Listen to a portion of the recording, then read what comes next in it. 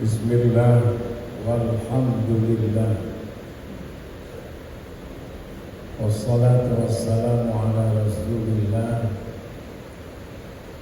wa ala alihi wa ashabihi wa man tabi'ahu wa wala. Asyhadu an la ilaha illallah wahdahu la syarika lah wa asyhadu anna Muhammadan abduhu wa rasuluh la nabiyya ba'dah. Masya Allah, la quwwata illa billah. Amma ba'du fa ya ibadallah, usikum wa nafsi bi taqwallah.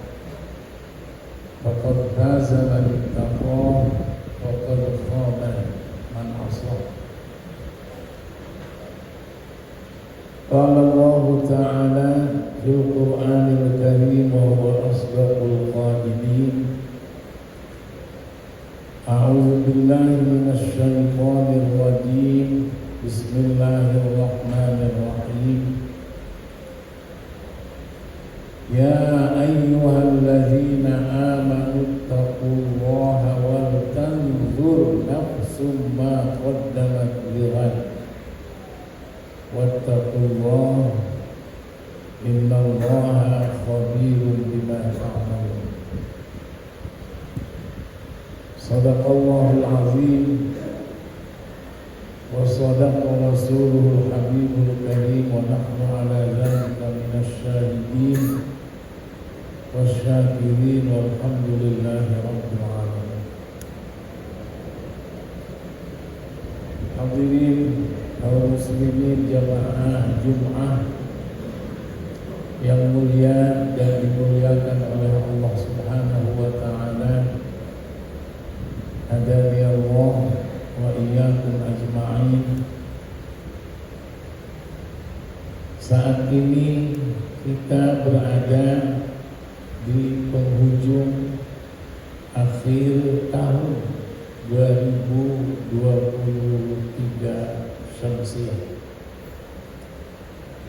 dan dalam hitungan jam kita akan memasuki pergantian tahun, akan memasuki tahun 2024 Syamsiah. Dalam perspektif Al-Quran, baik pergantian tahun Qamariyah maupun pergantian tahun Syamsiah, semuanya ditetapkan oleh Allah Subhanahu wa ta'ala. Semuanya diatur dan terjadi karena kudrah dan iradah Allah Subhanahu wa ta'ala. Seperti difirmankan oleh Allah dalam surat Yunus ayat 5, Allah berfirman, "Huwallazi ja'ala asy-syamsa dhiya'an wal qamara nuran wa qaddarahu manazila lita'lamu 'adada as-sinina wal hisaba." Dialah Allah yang menjadikan matahari bersinar, menjadikan bulan bercahaya, wa qaddarahu manazila, dan Allah lah yang menetapkan tempat-tempat orbitnya masing-masing. Lita'lamu 'adadas sinin, agar kamu mengetahui bilangan tahun, bilangan bulan dalam satu tahun, wal hisab, dan agar kamu mengetahui hitungan waktu.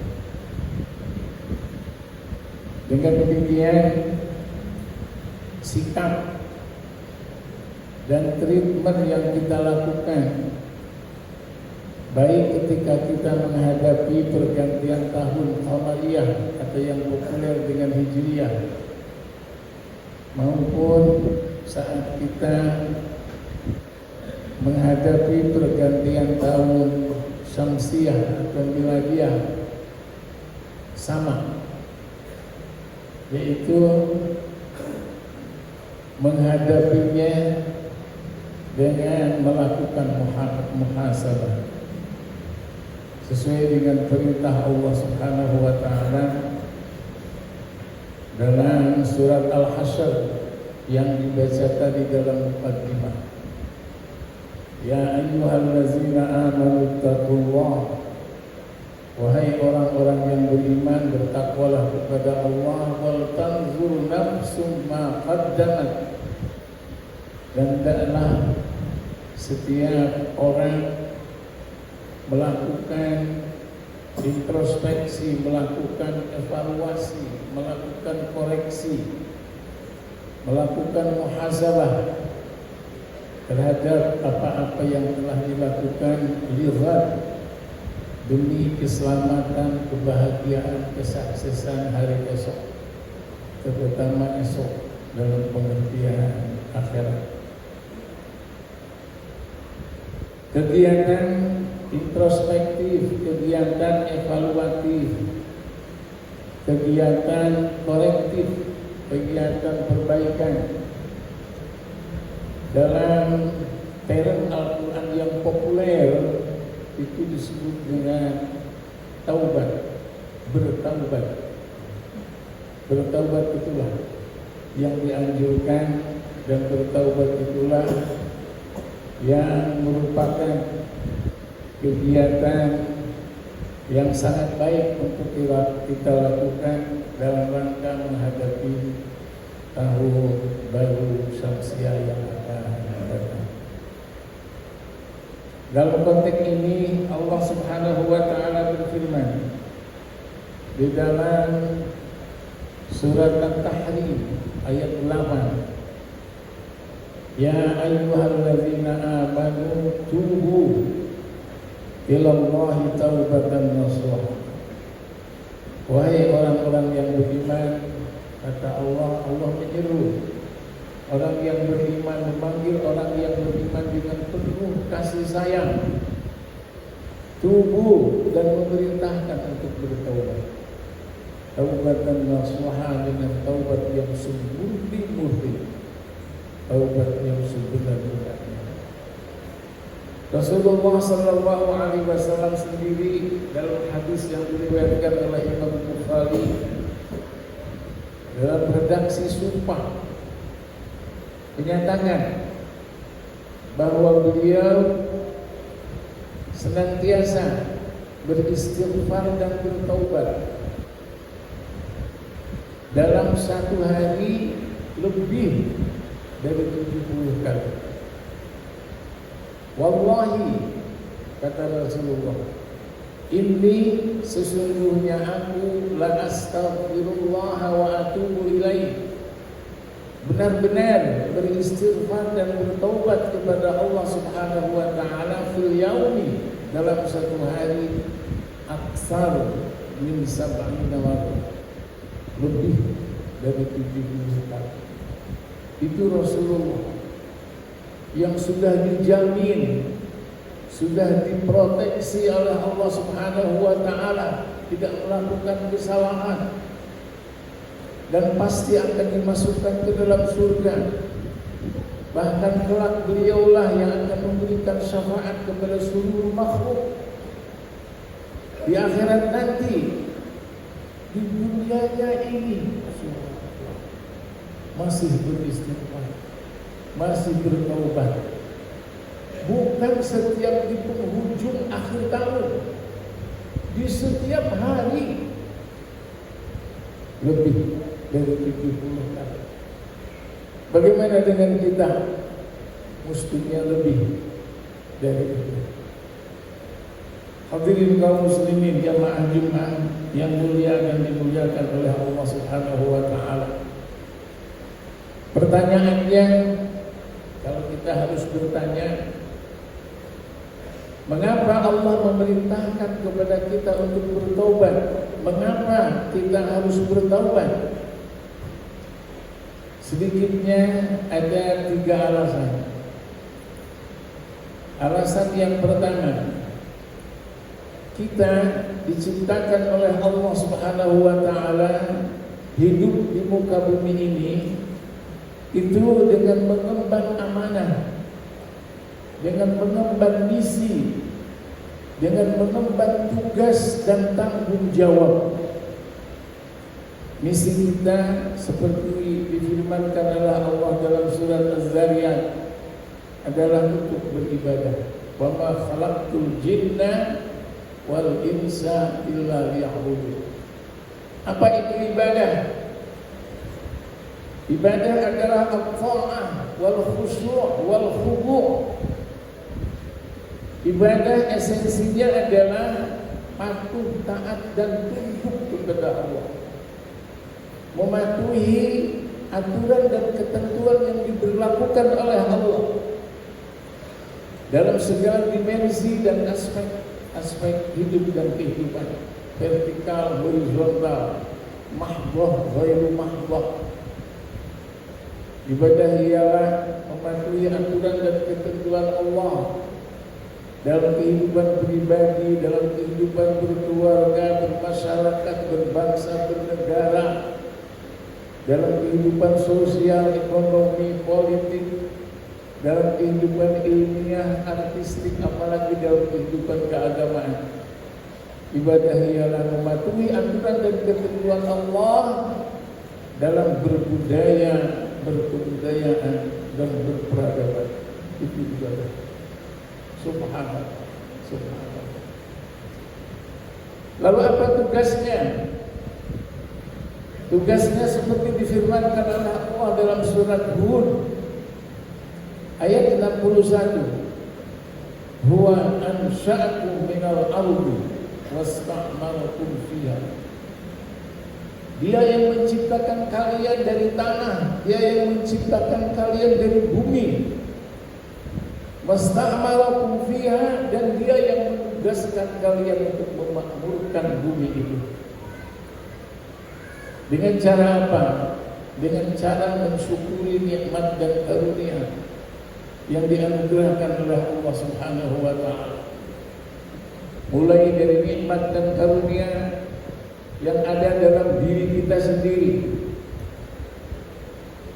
nikmat dan karunia dalam bentuk kekayaan alam yang berada di perut bumi, yang ada di lautan, yang ada di angkasa. Subhanallah. Kesemuanya itu diciptakan oleh Allah demi kepentingan manusia. Dan manusia dengan dibekali oleh Allah Subhanahu wa taala ilmu, wa 'allama Adam al-asma'a kullaha. Subhanallah. Dibekali oleh Allah akal dan dibekali oleh Allah instrumen-instrumen lainnya. Bukan hanya kondusif untuk menjalani hidup dan kehidupan ini, tapi juga kondusif untuk melakukan subjeksi, untuk melakukan eksploitasi, bahkan untuk melakukan rekayasa. Subhanallah, terhadap hukum-hukum alam. Untuk apa kemampuan itu diberikan oleh Allah Subhanahu wa taala? Allah berfirman dalam surah Luqman ayat 20, Alam tara anna Allah sakhkhara lakum ma fis samawati wa ma fil ardh wa asbagha 'alaikum ni'amahu zahiratan wa batinah. La ilaha illallah. Semua itu diciptakan oleh Allah, ditundukkan oleh Allah, diberi aturan dan ketentuannya oleh Allah untuk kepentingan manusia, agar manusia bersyukur. Dan apabila bersyukur, la in syakartum la azidannakum wa la in kafartum inna 'adzabi lasyadid. Hadirin kaum muslimin jamaah Jumat yang berbahagia, dalam ilmu Allah manusia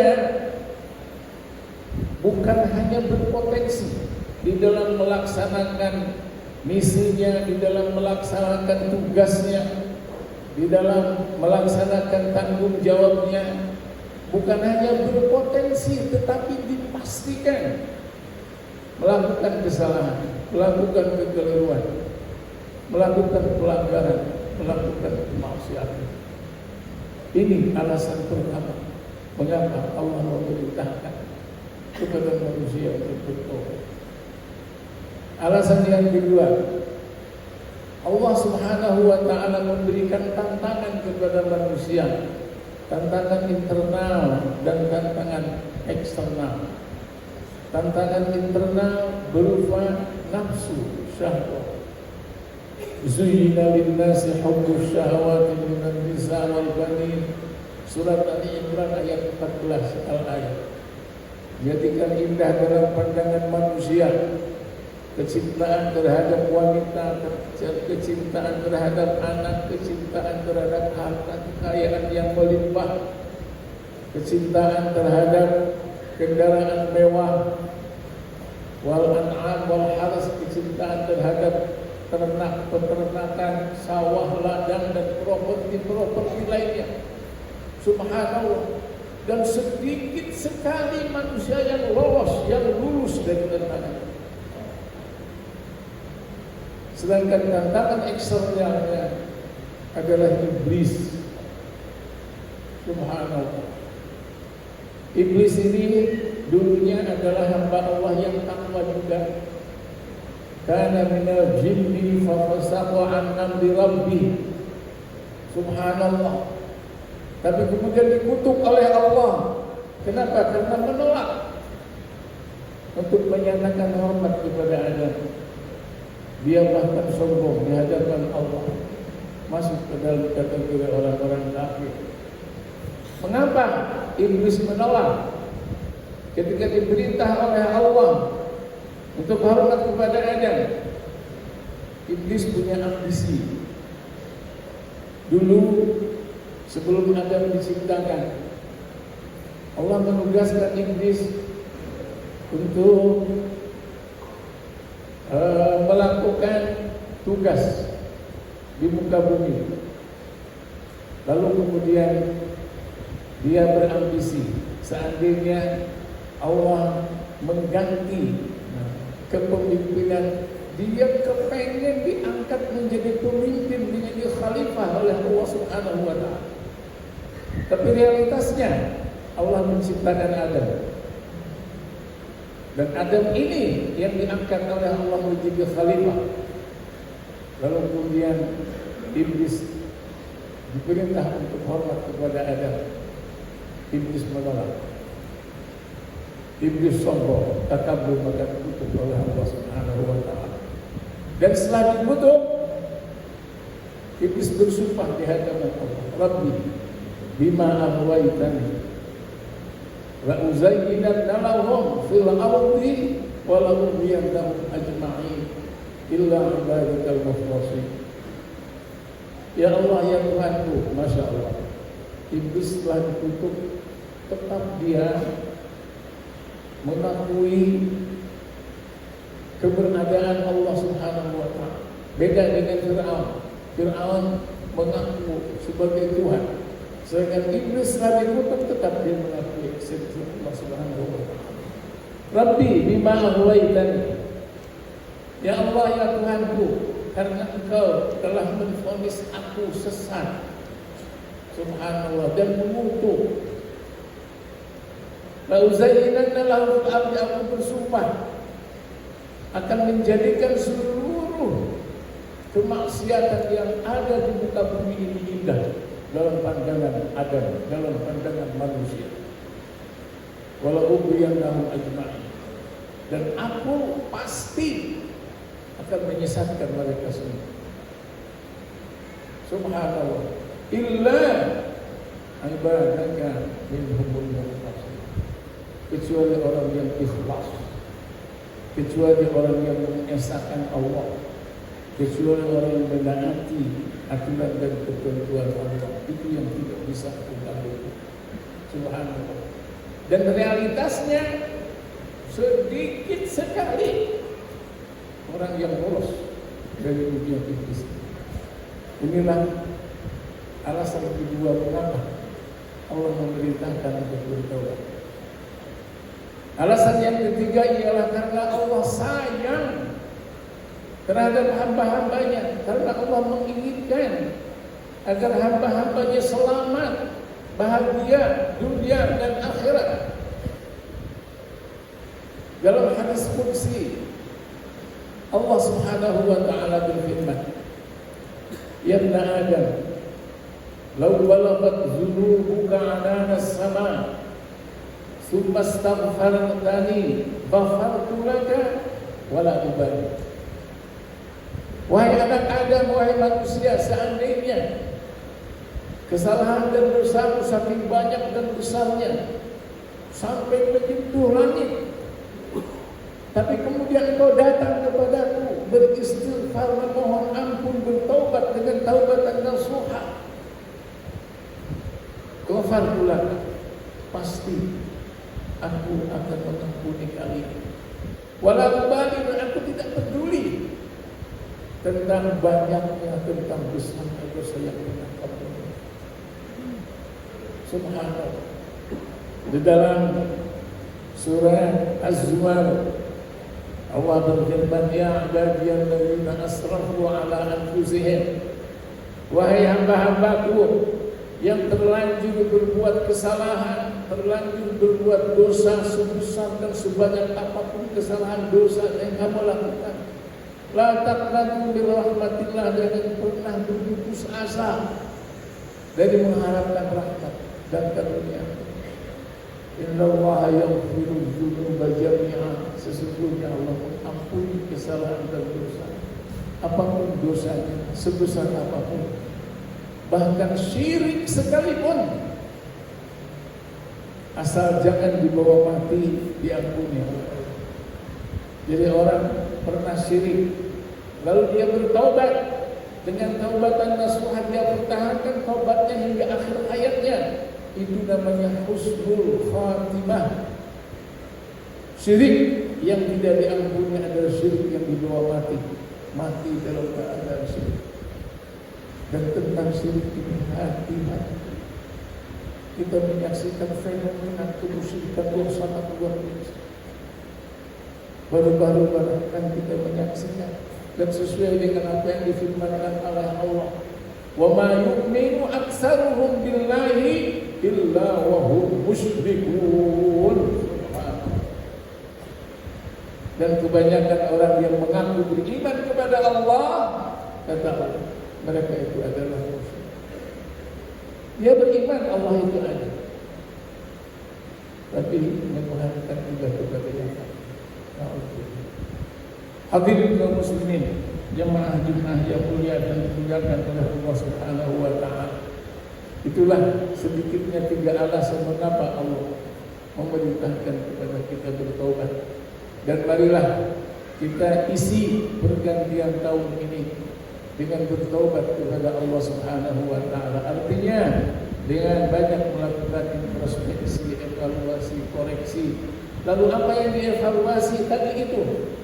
Amanah yang dibebankan, misi yang dibebankan kepada kita, tugas yang dibebankan kepada kita, tanggung jawab yang dibebankan kepada kita dalam hidup dan kehidupan. Sudahkah dilaksanakan? Subhanallah. Mudah-mudahan kita termasuk ke dalam golongan orang yang beruntung. Barakallahu li wa lakum fil Qur'anil azim wa nafa'ani wa iyyakum bima fihi minal ayati wa dzikril hakim. وتقبل مني ومنكم تلاوته إنه هو السميع العليم. أقول قولي هذا وأستغفر الله العظيم لي ولكم ولسائر المؤمنين والمؤمنات فاستغفروه إنه هو الغفور الرحيم.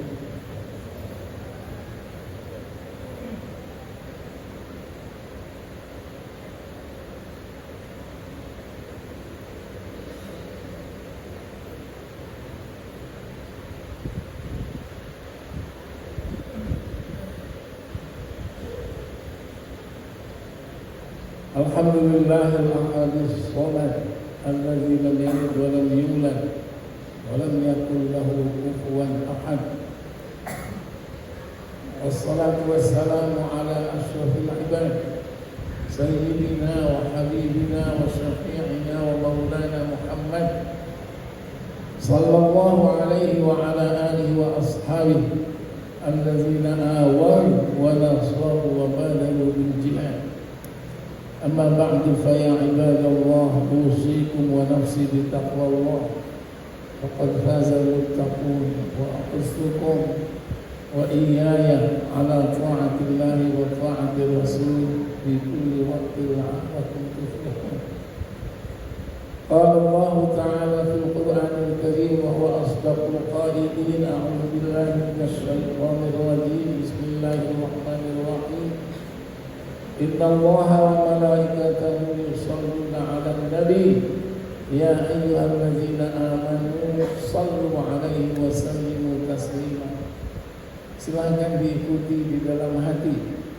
Allahumma salli ala Muhammad wa ala ali Muhammad kama sallaita ala Ibrahim wa ala ali Ibrahim wa barik ala Muhammad wa ala ali Muhammad kama barakta ala Ibrahim wa ala ali Ibrahim fil alamin innaka Hamidum Majid.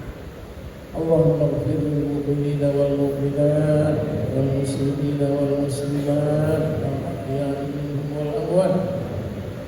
Allahumma inna nas'aluka imanan la yartan wa na'iman la yanfad wa nas'aluka murafaqata nabiyyina Muhammadin sallallahu alaihi wasallam fi a'la ghurafati jannatil khuld ma'a alladhina an'amta 'alaihim minan nabiyyin was-siddiqin wash-shuhada'i was-salihin wa hasuna ulaika rafiqa. Dzalika al-fadlu min Allah wa kafaa billahi 'alima. Rabbana hab lana min azwajina wa dhurriyyatina qurrata a'yun waj'alna lil muttaqina imama. Allahumma ij'alna wa awladana min ahli al-'ilmi wal khair wa la taj'alna wa iyyahum min ahli ash-sharri wal dhayr wa alhiqna bis-salihin. Rabbana taqabbal minna innaka antas samiul 'alim wa tub 'alaina innaka antat tawwabur rahim. Rabbana atina fid dunya hasanah wa fil akhirati hasanah wa qina